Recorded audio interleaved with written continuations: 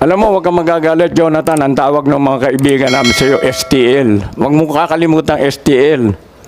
Kilala ka nila personally. Ang STL, ano STL? Alam ko, the small town lottery. Professional storytelling a liar. STL, yun ang sabi sa akin. Good morning po, Mr. Kilala President. ka nila. May comment po ba kayo doon kay Agent Morales na ano po yung masasabi po ninyo? Mahirap naman bigyan ng importansya yan. You know, this fellow is a professional liar.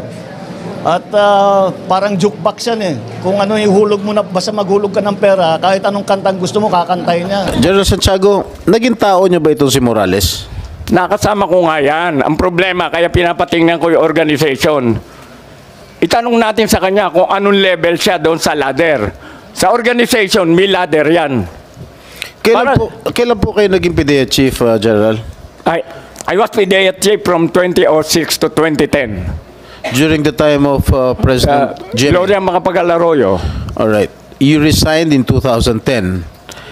No, 2003 from the military service.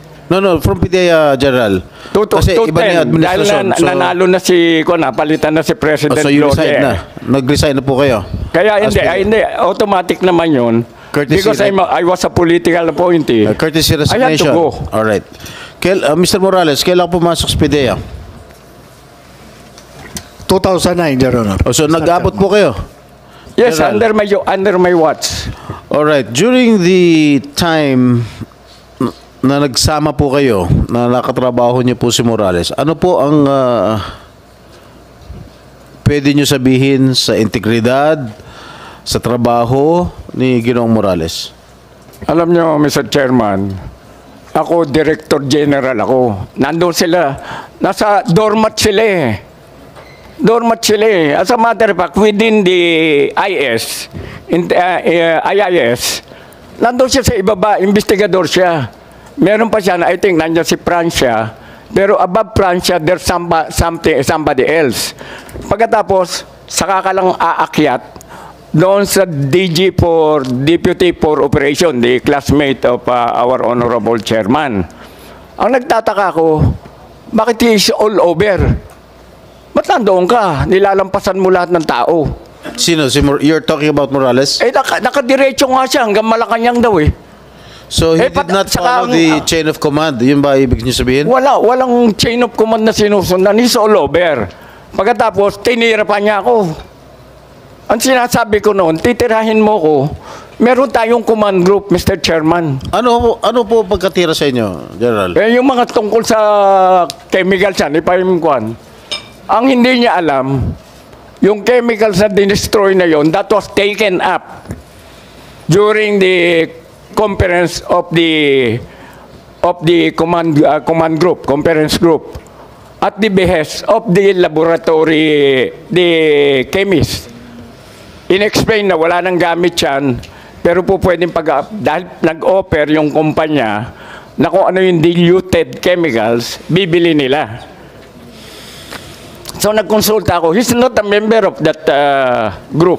Who was his immediate superior, General? Si Francia ka mo? Sabi si Francia, hindi ko na sila matandaan. So wala kayong, nung pumasok si Morales sa PDEA noong 2009, wala kayong, hindi kayo nag-uusap, hindi mo siya kilala? No, I know him. I know him dahil kami yung Mr. Donut Group. Yung Mr. Donut, umupo ka ng mesa, lahat ng chismis sa buong Pilipinas, mapapakinggan mo. Kasama po siya? Nandun yung kanyang misis, hindi ko malam kung misis niya yun. Kaibigan namin eh. Kaya nung inirecommend, sila General Bobby Santiago, my deputy, recommended, inabsorb namin sila dahil talagang kailangan namin ng ahente. Wala kami talagang, good afternoon, Senator. Pwede niyo ba sabihin sa amin kung ano pagkakilala niyo rito sa ahenteng ito? Hindi nga, ang nangyari nga noon, dahil in-need kami, alam ko, investigador siya ng pulis eh, galing nga sa NAR Group, may experience. O di sige, nag-apply, dumaan sa process, na-approve. Na-approve, so nandoon siya. Ang pinagtataka ko, Binanata niya ako, bandang huli, pinalitan si Gutierrez, pumalit si Gutierrez. Binanata na naman siya si Gutierrez, tapos ako na magaling. Tapos, nawala si Gutierrez, pumalit si General Kakdak. May problema na naman si General Kakdak. Lahat kami may problema, siya lang ang tama. Pero Magaling eh. Ang yung akala niya magaling siya, siya ang tama. Kaya kami, wala kaming karapatan lahat. Pero General, bago nyo tinanggap o nag-apply sa PIDEA itong si Morales, hindi nyo ba chinek yung kanyang background na na-drop siya sa PNP, na-dismiss siya sa serbisyo, na-suspindi siya, tapos na-drop na naman sa PNP? Ba, hindi ko na kuha yun dahil nag-present siya sa recruitment group eh. So, ibig sabihin, he misrepresented himself. Hindi, Mr. Chairman, if I may. Ngayon lang ako nakarinig, nandito, ang daming military rito, pati si Chairman. Ano, Chairman, ang nangyayari if you are a wall? When are you dropped from roles? After 31 days ba? So, General Angkan? the chairman, Hindi na namin matanda. Pero automatically, pag ikaw nag-leave ka, nag-over ka, binibilang mo yun. Alam mong peligroso ka na, alam mong drop from roles ka, automatic. Hindi na kailangan sabihan ka, alam mong goodbye ka na. alam naman natin yan, sir, na yung ang kasunod ng drop from roles is discharge from the service. Kung hindi mo maagapan, hindi ka makapag-report. Automatic yan. If you're drop from roles, ang succeeding is orders yan to be issued is talagang dismissal from the service. Yes, that is the process, Mr. Chairman. That's the process. Yeah. Pero alam mo, pag lumampas ka, alam mo na automatic, you're drop from Mr. Chair. roles. Yes, automatic. General, Yeah. maliwanag na maliwanag dito sa kanyang PDS, nakalagay dito, have you ever been formally charged? Ha? Ang sabi niya, no. Pero, he misrepresented himself to the PIDEA dahil marami siyang kaso. Pangalawa, have you ever been separated from the services in any of the following, ano ito? Malabo na ba ito? Modes of resignation, retirement, dropped from the roles, dismissal, termination, end of term, finished contract, awol, or phased out in the public or private sector? Ang sinagot niya, no.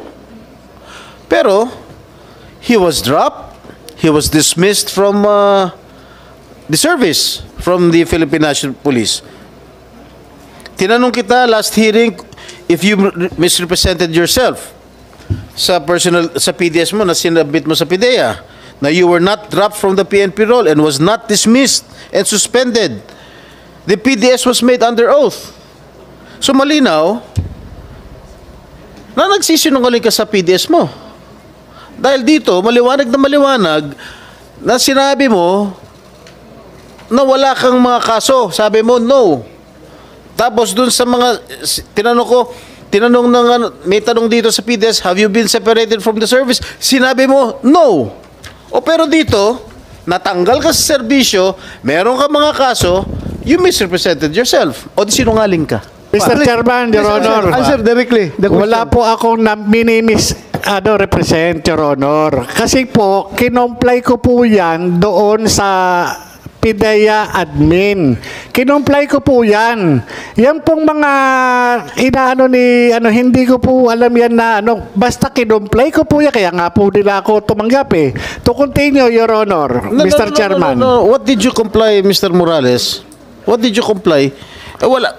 Dito sa PDS mo, ang sinagot mo at ang tanong sa'yo, have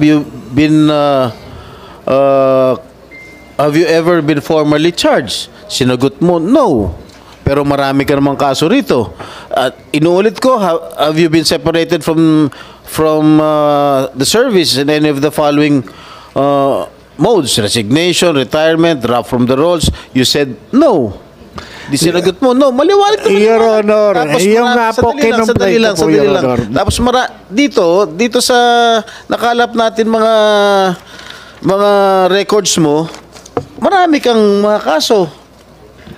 Mr. Chairman, normal po doon sa operatiba ang Oo nga, magkakaso. why did you misrepresent yourself? But dapat Your Honor, wala pong misrepresentation Sandali. dyan. Dapat sinabi mo, Mr. yes, Chairman. you have been formally charged. Recording in progress. Mr. Chairman, Your Honor, ako'y nag-comply doon sa hinihingi ng PIDEA recruitment recruitment doon.